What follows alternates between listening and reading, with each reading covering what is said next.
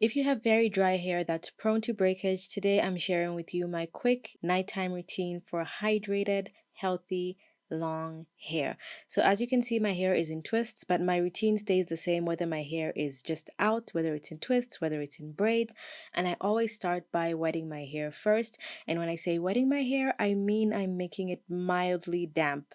Because I have very low porosity hair, usually if I just put products directly on my hair, they don't really sink in properly. So what works best is if I make my hair slightly damp. So if you find that your products are not working as well for you, try wetting your hair just a little bit. You don't want it to be wet. You don't even want it to feel like damp.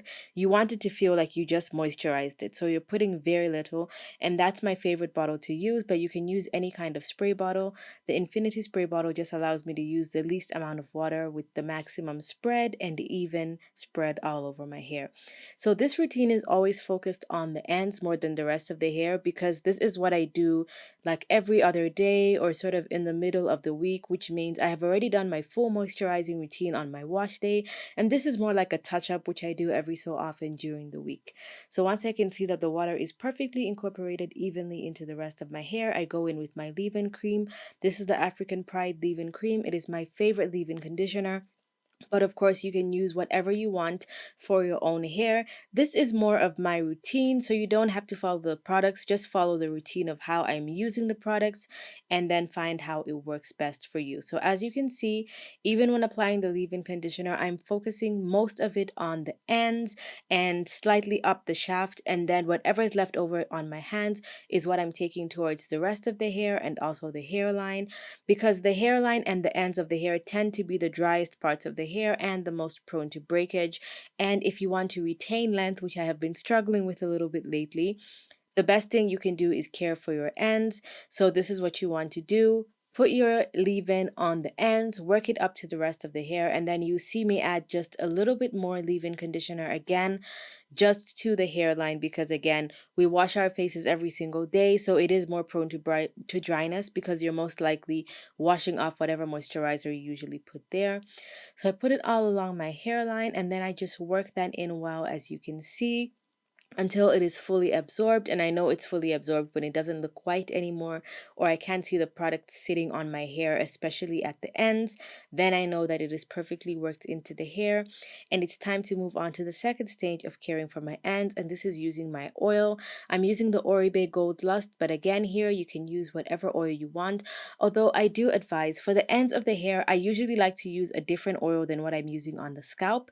So for the ends, I like to go for oils like this one and the Amica one and so many other popular oils out there that are more geared towards nourishing the hair and also making it look aesthetically pleasing, meaning it looks a little smoother. It's more of like a serumy, thicker type texture. Even if it's slightly thinner, the oils that feel a little bit more serumy, I find go much better on my ends. They make my ends feel smoother, they make them look smoother, and I just like the way it makes my hair feel. It feels nice and soft as long as it has lots of nourishing ingredients like argan oil, olive oil, and whatever other ingredients you can find. And usually these oils kind of smell good, so if you want a fragrance-free oil, I'm sure there are some available. I just haven't used any recently, so I can't think of any off the top of my head. And so once I go ahead and put them enough oil on my ends, what I do is I put about 3 drops of oil per side. You don't want your hair to be drenched in oil. You just want it to be enough to seal that moisture into your ends. And as you can see, I do the same thing with the leave-in. I put as much oil as possible on the ends, and whatever's left over, I work it up the mid shaft. Now this is my oil mix that I'm using on my scalp. It has a little bit of clove, rosemary, tea tree, peppermint. I will link one of my favorite oil mixes at the end of this video. Again, this is not something that stays specific. It's just whatever's on hand, whatever oil mix I'm using at the time. But whatever oil mix I have usually contains my favorite essential oils, which are peppermint, rosemary, and even lavender. So as you can see, I'm being a little bit generous, but I'm not putting that much. It's basically 1 dropper for each side. I am a little bit more generous because I only do this about once or twice a week. During the rest of the times of the week, if I feel like my scalp needs a little bit more oil, I will only put a little bit of oil on my fingertips. I am not going to go in with the dropper like this and put it all over my scalp because it's just unnecessary. 1 to 2 times a week of intense oiling is good enough. The rest of the week, a little bit on your fingertips is good enough. You will still get major benefits. Too much of everything is a bad thing. So once I feel like my scalp has enough oil, I go ahead and do a deep scalp massage. Now, I am trying to be doing scalp massages every single night, and so far, it's not going too bad. So what you want to do is move your scalp around. As you can see, like the skin on my forehead looks like it's wrinkling. That's basically what you want. You don't want it to feel like you are rubbing your scalp or moving the product around. You're basically moving your scalp around in tiny little circular motions, and you're going to go all around your head until you feel this warmth sort of coming over you. You feel almost like you're going to break into a sweat. If you don't want to wait for that, you can just time, usually 5 to 6 minutes is like good enough. You can take it up to 10 minutes. And if you are doing the scalp massage correctly, you will not experience any breakage. You will not have any tiny little hairs on the ends of your hands.